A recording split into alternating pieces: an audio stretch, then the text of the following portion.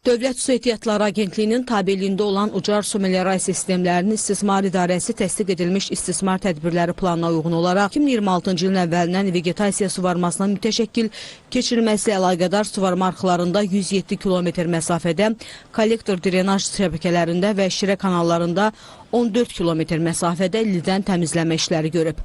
Belə kanallara Kəsbər, Alpaud, Qazyan, Şahlıq, Bağman, Boyat, Yuxarı Şilyan, Bərgüşad, Qaradağlı, Qazqumlaq, Məlikballı, Ramal, Əlikənd, Xələc və Qızlıq magistral kanallarını aid etmək olar. Cari ildə çaylarda sel sularının artması ilə əlaqədar suvarma kanallarında erkən lillənmə baş verdiyindən təkrar lildən təmizləmə işləri görülüb. Paralel olaraq əl əməyi ilə də kanalların Kölkostan, Qamışdan və lildən təmizləmə işləri də yerinə yetirilib. Hazırda Bərgüşad, Lək və Məlikballı kəndlərində kollektor diren şəbəkələrinin lildən təmizləmə işləri aparılır.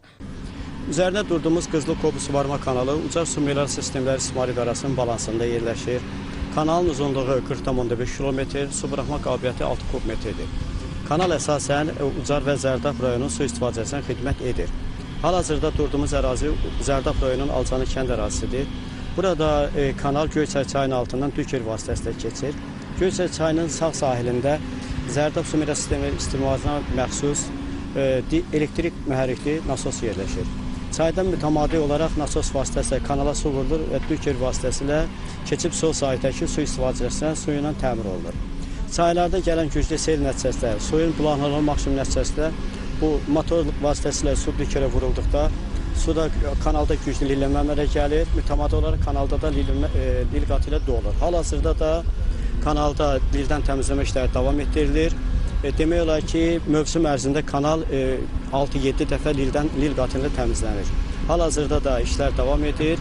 2026-cı ildə rayon ərazisində 11.634 hektar taxıl əkilib. Bundan 3.626 hektar buğda, 8.008 hektar arpa təşkil edir. İdarə tərəfindən görülmüş tədbirlər nəticəsində suvarma mütəşəkkil formada və optimal müddətdə uğurla başa çatdırılıb. Bundan başqa 2712 hektar təzə yonca, 7144 hektar köhnə yonca, 3284 hektar həyətyanı, 1513 hektar bostan tərəvəz, 113 hektar çoxillik tutgər bağı, 300 hektar meşə, 525 hektar qarğıdal əkilib. Ucar su meliorasiya sistemlərinin istismar idarəsi su itkisinin qarşısının alınması və suvarma suyunun daha asan şəkildə əkin sahələrinə çatdırılması üçün torpaq məcralı kanalların beton üzlüyə alınması işlərini də sürətli şəkildə aparır. Üzərində olduğumuz Kəsbər suvarma kanalı başlanğıcını R8 su paylayıcısından götürür. Kanalın uzunluğu 30 km, su buraxma qabiliyyəti 5 kubmetr saniyədir. Su itkilərin qarşısına alınması və kənd sərfa sahələrinin sorulması suyu ilə təminatını yaşamaq məqsədi ilə kanalın 17 km hissəsi beton üzəyə alınması nəzərdə tutulmuşdur. Hal-hazırda suvarma arkının 8,5 km hissəsi beton üzəyə alınıb və üzərində hidrotenik qruplar yenislə əvəz olunubdur. Kanalın qalan hissəsinin tikintisi hal-hazırda davam edir. Kanal rayonun Qəzyan, Boyat, Bağman, Yuxarı Çiyini, Yuxarı Şilyan, Bərgüşad kəndlərinin 5260 hektar pay torpaqlarını və həyətyan torpaq sahələrinə xidmət edir.